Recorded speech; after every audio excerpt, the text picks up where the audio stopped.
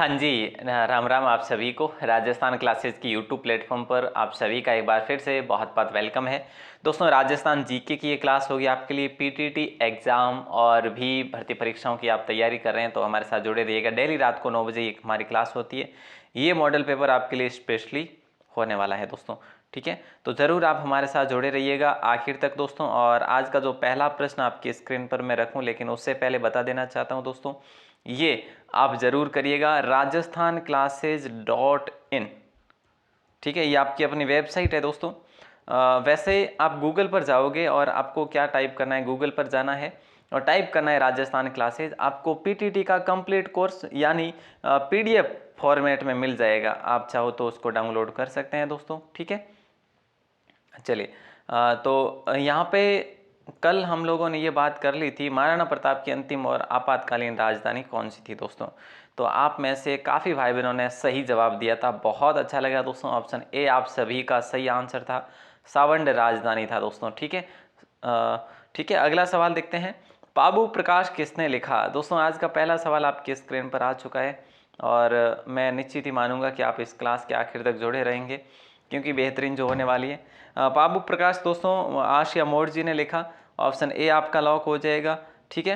और दोस्तों, ये चांदोजी डेमोजी ये कौन थे। ये पाबू जी के हम कह सकते हैं कि सभा में बैठने वाले सहयोगी हुआ करते थे, ठीक है। और देखो, पाबू जी को मेहर जाति के जो मुस्लिम है ना, मेहर जाति के मुस्लिम, ये इन्हें क्या कहते थे, ये इन्हें पीर कहते हैं या कहते थे, ठीक है। और पाबू जी का जो बोध है, जो भाला है दोस्तों, आप सभी को पता होना चाहिए भाला है। पाबू जी का मंदिर कहाँ पर है, बोले सर कोलूमंड में है। कोलूमंड कहाँ पर है, बोले सर कोलूमंड जो है फलोदी के पास में यानी जोधपुर में है, ठीक है। चलिए, जोधपुर के अंतर्गत आता है ये। अगला सवाल है, प्रतापगढ़ की जागीर को मेवाड़ से स्वतंत्र कर नई रियासत का निर्माण किस मुगल बादशाह के समय हुआ था। इसका आंसर बताइए आप लोग, क्या होगा दोस्तों, राइट आंसर बताइएगा। बहुत अच्छा सवाल है। प्रतापगढ़ की जागीर को मेवाड़ से स्वतंत्र कर नई रियासत का निर्माण किस मुगल बादशाह के समय हुआ, तो ये हुआ था शाहजहाँ के समय। शाहजहाँ के समय हुआ था, यानी ऑप्शन बी आप सभी का सही जवाब होगा। और अगला सवाल देखो, ये सवाल बड़ा इंटरेस्टिंग है। निम्न में से कौन सा युग्म सही नहीं है। सही नहीं कौन सा है। जंगली मुर्गे के लिए प्रसिद्ध माउंट आबू अभ्यारण्य, जंगली मुर्गे के लिए प्रसिद्ध जो है ना माउंट आबू अभ्यारण्य दे रखा है, तो क्या ये सही है, बोले सर सही है। घड़ियालों के लिए प्रसिद्ध राष्ट्रीय चंबल घड़ियाल, ये भी सही है। गागरोनी तोते के लिए प्रसिद्ध है दर्रा वन्य जीव अभ्यारण्य, ये भी सही है। भेड़ल के लिए रामगढ़ विस्तारी नहीं है, रामगढ़ विस्तारी जो है ना, ये दोस्तों अब बाघ परियोजना बन चुकी है। और वैसे यहाँ पर ये सर्प उद्यान भी इसे कह सकते हैं, ठीक है, उत्तरी भारत का। तो दोस्तों, भेड़ल के लिए जो प्रसिद्ध है ना, वो है हमारा सीता माता अभ्यारण्य। सीता माता अभ्यारण्य जो है ना, उड़न गिलहरी के लिए भी प्रसिद्ध है, ये प्रतापगढ़ में है। उड़न गिलहरी के लिए भी प्रसिद्ध है, याद रखिएगा दोस्तों। अच्छा सवाल था। और अगला सवाल आपकी स्क्रीन पर है, उत्तर पश्चिमी मरुस्थली भाग से संबंधित असुमेलित क्या है। ऐसा आपसे सवाल किया जा रहा है। वर्षा 20 सेमी से 50 सेमी तक, जलवायु शुष्क और अत्यधिक विषम है यहाँ की, बिल्कुल सही बात है दोस्तों, ठीक है। मुख्य फसल यहाँ की बाजरा मोट गवार बिल्कुल है। मिट्टी यहाँ की लाल दोमट मिट्टी नहीं है दोस्तों, मिट्टी है यहाँ की रेतीली बलुई मिट्टी। कैसी है, रेतीली बलुई मिट्टी है यहाँ की, यानी ऑप्शन डी आप सभी का सही आंसर होगा।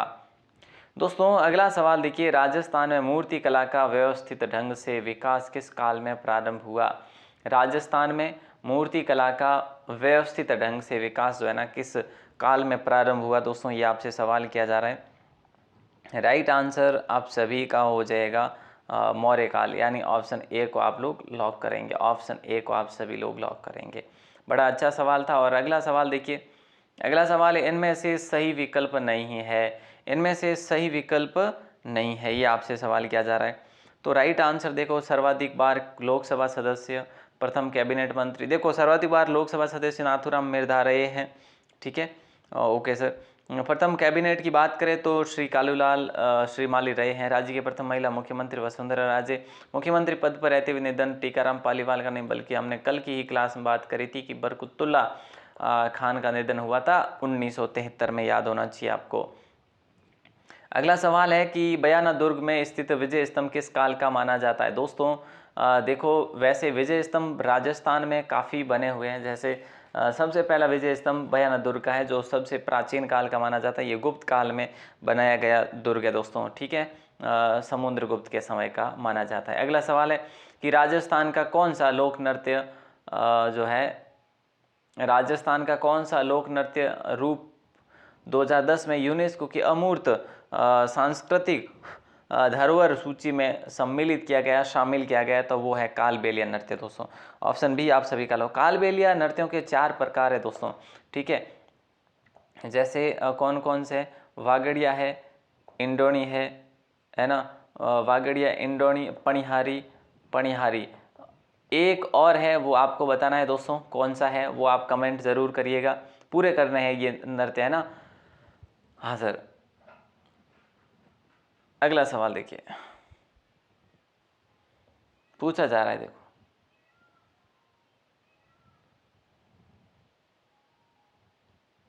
पूछा क्या जा रहा है, मेवाड़ के निम्न में से किस शासक का संबंध जो है हुरडा सम्मेलन से था।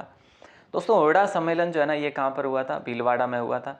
ये 17 जुलाई को हुआ था दोस्तों, 17/7/1734 को हुआ था हुरडा सम्मेलन, ठीक है। और महाराणा जगत सिंह द्वितीय की बात है दोस्तों। ऑप्शन डी आप सभी का लॉक हो जाएगा। बड़ा अच्छा सवाल था, इंपॉर्टेंट था।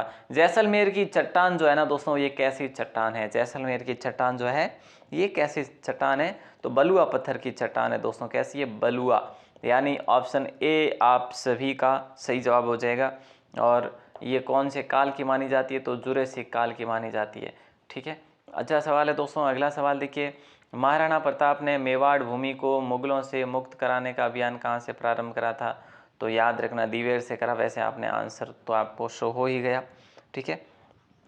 1582 में आप सभी को पता है दिवेर का युद्ध हुआ था, दिवेर का युद्ध हुआ था, ठीक है।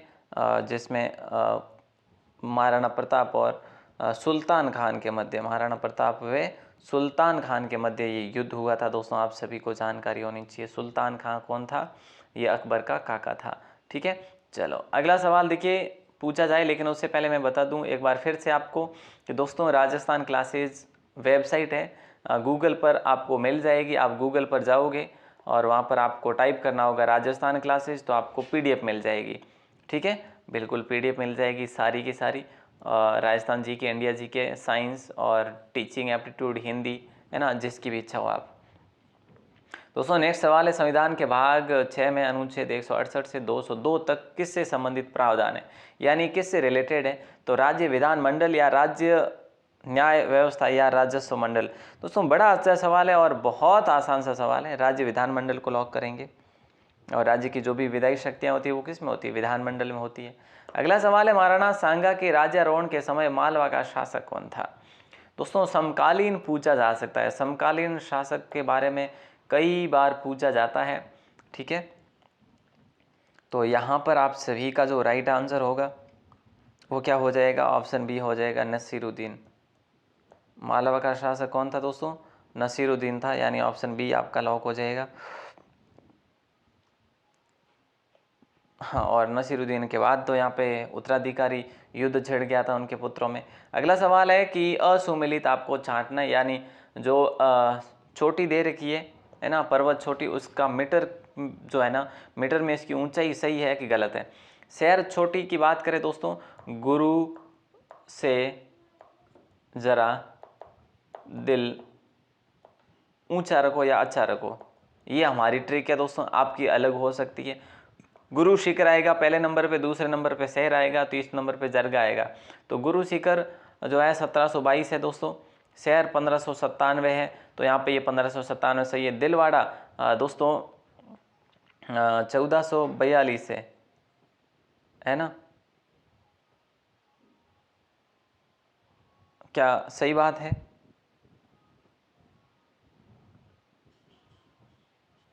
यहाँ पे थोड़ा सा ये है, गुरु से दिल जरा ऊंचा रखो, है ना, जरा पहले नहीं आएगा, गुरु से दिल जरा ऊंचा रखो, ठीक है। तो ऐसे रहेगा, जैसे एक नंबर पे ये, दूसरे पर ये आएगा, तीसरे पर ये आएगा दिलवाड़ा, और चौथे पर ये। तो दिलवाड़ा 1442 है दोस्तों, और जरगा जो है 1431-32 है, ठीक है। और अचलगढ़ 1280 नहीं है, ये 1380 है दोस्तों। और आबू पर्वत ये सही है। तो यहाँ पे ऑप्शन सी जो था वो असुमेलित था। थोड़ा सा आपको समझने में परेशानी हुई होगी, लेकिन बता दूं शहर छोटी सही है, दिलवाड़ा सही है, अचलगढ़ 1380 है दोस्तों, ठीक है। और आबू पर्वत बिल्कुल सही है। दोस्तों अगला सवाल है कि निम्न में से कौन सा समाचार पत्र 1920 में विजय सिंह पथिक ने वर्धा से प्रकाशित करा था। तो 1920 में विजय सिंह पथिक ने वर्धा से प्रकाशित किया था, वो इनमें से कौन सा है। तो दोस्तों आप सभी का लॉक हो जाएगा ऑप्शन सी, राजस्थान केसरी को लॉक करेंगे। 1919-20 में ये वर्धा चले गए थे और वहाँ पर इन्होंने राजस्थान सेवा संघ की स्थापना करी थी और वहीं से इन्होंने राजस्थान केसरी पत्र की जो है पत्र को प्रकाशित भी किया था। नेक्स्ट सवाल आपकी स्क्रीन पर है दोस्तों, और ये सवाल कहा जा रहा है कि रण या टाट क्षेत्र का उदाहरण नहीं है। रण या टाट क्षेत्र का उदाहरण नहीं है। तो देखिए यहाँ पे राइट आंसर सिंगाना हो जाएगा। आप सभी का क्या होगा, सिंगाना होगा। सिंगाना को लॉक करेंगे। बाकी कन्नौड़ है, भाकरी है, थोब है, ये सारे इसके क्षेत्र है, लेकिन सिंगाना नहीं है। सिंगाना झुंझुनू में पड़ता है, लेकिन ये रण का क्षेत्र बिल्कुल भी नहीं है। अगला सवाल देखिए दोस्तों, नाथ द्वारा शैली किस सुपरिचित विषय के चित्रों से जुड़ी है। नाथ द्वारा शैली कौन से सुपरिचित विषय के चित्रों से जुड़ी है। तो यहाँ पे राइट आंसर हो जाएगा आप सभी का, श्रीनाथ जी के विभिन्न रूपों से जुड़ी है। तो यहाँ पे हम सबका लॉक होगा ऑप्शन ए। कितना शानदार, सुपर्ब क्वेश्चन था। अगला सवाल है, 1946 में देश की संविधान निर्मात्री सभा में राजस्थान से मनोनीत प्रतिनिधि कौन थे। तो दोस्तों ऑप्शन डी आपका लॉक हो जाएगा। श्री सरदार सिंह खेतड़ी थे, श्री बलवंत सिंह मेहता थे, हीरालाल शास्त्री जी थे, माणिक्यलाल वर्मा भी थे, माणिक्यलाल वर्मा जी भी थे, यानी सारे के सारे थे। कुल मिला के यहाँ से कुल 14 प्रतिनिधियों ने भाग लिया था 1946 में देश की संविधान निर्मात्री सभा में। सॉरी, यहाँ पर कुल 12 प्रतिनिधि थे दोस्तों, कुल 12 थे, ठीक है। एक वहाँ से थे अजमेर मेरवाड़ा से, और राजस्थान से 11 थे। तो कुल मिलाकर जो है 12 प्रतिनिधि थे यहाँ से। अगला सवाल देखते हैं दोस्तों, और ये सवाल क्या कह रहा है कि अरावली से निकली नदियों की घाटियों में कौन सी सभ्यता विकसित हुई। ये आपसे सवाल किया जा रहा है, बताइए। बहुत इंपॉर्टेंट सवाल है, जल्दी से बताइए। आठ सभ्यता, बालाथल सभ्यता या बागोर सभ्यता। अरावली से निकली सब नदियों की घाटियों में कौन सी सभ्यता विकसित हुई। तो उपरोक्त सभी को लॉक करें क्या। हाँ सर, करना पड़ेगा, क्योंकि आहड़ भी इसी के मुहाने है, तो बालाथल भी है, तो बागोर भी है। आहड़ आपके उदयपुर में, बागोर आपके जो है भीलवाड़ा में है, और बालाथल आपके उदयपुर में है, ठीक है। अगला सवाल देखो कि सांगा द्वारा ईडर के उत्तराधिकारी संघर्ष में हस्तक्षेप करने का प्रमुख कारण क्या था। इन्होंने सांगा द्वारा ईडर के उत्तराधिकारी संघर्ष में हस्तक्षेप करा था, तो प्रमुख कारण क्या था। अपने समर्थक व्यक्ति को ईडर की गद्दी पर बैठाना इनका मुख्य उद्देश्य था, यानी ऑप्शन बी आपका सही है। गौड़वाण प्रदेश है दोस्तों, गौड़वाण प्रदेश है, यानी नागौर उच्च भूमि, शेखावटी का आंतरिक क्षेत्र, लूणी जवाई बेसिन या उपरोक्त सभी। तो यहाँ पे राइट आंसर गौड़वान प्रदेश दोस्तों है वो लूणी जवाई बेसिन है। और लूणी जवाई बेसिन यानी कि इन नदियों का अपवाह तंत्र जो है, ये नदियाँ जहाँ पर बहती है उसी को बेसिन कहा जाता है। अगला सवाल, इब्राहिम लोदी द्वारा मेवाड़ पर आक्रमण करने का मुख्य कारण क्या रहा था। तो उसका मुख्य कारण यही था कि सांगा द्वारा दिल्ली सल्तनत के अधीन पूर्वी राजस्थान क्षेत्रों को जीत लिया जाना, यानी सांगा ने पूर्वी क्षेत्रों को जीत लिया था राजस्थान के, और वो दिल्ली के नज़दीक पड़ रहे थे। सो इसलिए उसने आक्रमण करा था, मुख्य कारण था आक्रमण करने का। ऑप्शन सी आपका सही जवाब था। और अगला सवाल देखो, अगला सवाल है कि ओपन विल स्टार के पक्षी राजस्थान के किस अभ्यारण्य में आते हैं। ओपन विल स्टार के ये पक्षी राजस्थान के किस अभ्यारण्य में आते हैं। तो केवलादेव घना पक्षी विहार में आते हैं, ऑप्शन सी को लॉक करेंगे। इसी को मानसून का दूत भी कहा जाता है, मानसून का दूत भी कहा जाता है दोस्तों, ठीक है, याद रखना। और ये भारत में कब आते हैं, वर्षा काल के दौरान आते हैं, ठीक है। तो मानसून का दूत यानी ये मानसून के साथ आते हैं ये, और प्रजनन के लिए आते हैं यहाँ पे, है ना। राजस्थान में अरावली पर्वत की कुल कितनी लंबाई है दोस्तों। राजस्थान में अरावली पर्वत की कुल कितनी लंबाई है प्रतिशत के आधार पर। तो राजस्थान में 80% है दोस्तों, आप सभी को पता होना चाहिए, ऑप्शन ए। ठीक है, बाकी की दिल्ली तक भी जाती है तो गुजरात से शुरू होती है। हम यूँ कह सकते हैं इसकी कुल जो लंबाई है वो 692 किलोमीटर है, जिसमें राजस्थान में ये मात्र 550 किलोमीटर जो है ये विद्यमान है। तो ये कह सकते हैं 80% लगभग राजस्थान में है।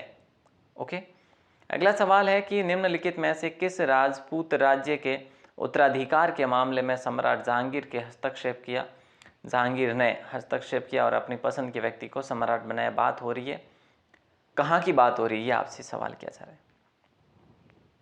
ये बात है दोस्तों बीकानेर की। बीकानेर में जहांगीर ने ये करवाया था अपनी पसंद के व्यक्ति का, यानी ऑप्शन ए आपका लॉक हो जाएगा। और यहाँ पर हम बात करें दोस्तों तो बीकानेर जो राज्य था ये पूर्णतः यानी आमेर के बाद में ये एक ऐसा राज्य था जिसने पूर्ण स्वाधीनता स्वीकार कर ली थी। अगला सवाल है, अरावली पर्वत प्रदेश से संबंधित असुमेलित क्या है, बताइए। तो अरावली पर्वतीय प्रदेश से संबंधित असुमेलित क्या है दोस्तों, भूभाग इसका राजस्थान के भूभाग की बदौलत 9% है, सही है। कुल जनसंख्या की 10% है। जलवायु यहाँ की आर्द्र नहीं उपाद्र है ना, उपाद्र यहाँ की जलवायु है, याद रखना। वर्षा जो है यहाँ की 50 से 90 सेमी है, यानी यहाँ का औसतन ये है। मिट्टी काली भूरी लाल कंकरीली, ये तो ठीक है, पथरीले क्षेत्रों में इस प्रकार की मिट्टी देखने को मिलती है, लेकिन ऑप्शन सी आपका सही जवाब होगा। अगला सवाल है, निम्नलिखित व्यक्तियों पर विचार कीजिए। सूरजमल, छरहट सिंह, बुद्ध सिंह, बदन सिंह, इनमें से जो भरतपुर के राज्य से जुड़े हुए थे वे थे। तो यहाँ पे सूरजमल भरतपुर राज्य से जुड़े हुए थे, तो बदन सिंह भी भरतपुर राज्य से जुड़े हुए थे। तो हम 1 और 4 को कहेंगे। और बुद्ध सिंह बूंदी से थे, तो यहाँ पे ये नहीं होगा। ठीक है, 2 और 3 नहीं है, भरतपुर से संबंधित नहीं है। अगला सवाल है, अरावली को ऊंचाई के आधार पर दोस्तों कितने भागों में बांटा। उत्तरी अरावली, मध्य अरावली, ठीक है, और दक्षिणी अरावली, ये आपको याद रखना है प्रॉपर। ठीक है, बाकी इसमें आप ऐड कर सकते हैं। ठीक है, उत्तरी पूर्वी अरावली भी ले सकते हैं, मध्य अरावली तो हो ही जाएगा, दक्षिणी पश्चिमी अरावली भी ले सकते हैं यूँ। ठीक है, तो ऑप्शन बी आपका लॉक हो जाएगा। बड़ा अच्छा सवाल है। और अगला सवाल है, बादाम सी आँखें और ऊंची पाग किस शैली की अपनी निजी देन है, यानी किस शैली में ये विकसित हुई थी। ये अलग से विशेषताएं कि बादाम सी आँखें बनानी है, ऊंची पाग बनानी है, ठीक है, पाग पगड़ी बनानी है। सो ये जो है जोधपुर की विशेषता कह सकते हैं। ऑप्शन बी आपका लॉक हो जाएगा। बहुत ही इंपॉर्टेंट सवाल था, बहुत इंपॉर्टेंट। अगला सवाल है, शेखावाटी में शांति एवं व्यवस्था बनाए रखने के नाम पर शेखावाटी ब्रिगेड की स्थापना कब की गई। शेखावाटी ब्रिगेड की स्थापना कब की गई दोस्तों, ये बताना है।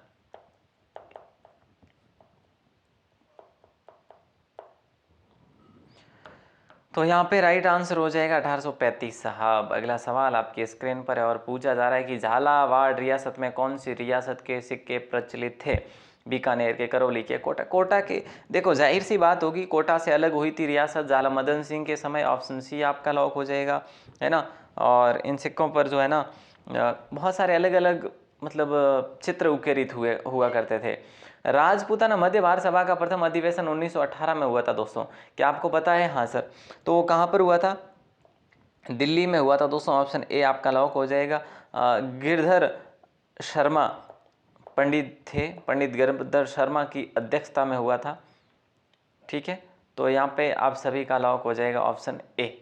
अच्छा सवाल था। और अगला सवाल आपकी स्क्रीन पर है दोस्तों, निम्न 4 महत्वपूर्ण युद्ध भारत में अलग अलग कालों में लड़े गए। ठीक है, धर्मत का युद्ध, हल्दी घाटी का युद्ध, खानवा का युद्ध। तो आपको काल क्रमानुसार करना है।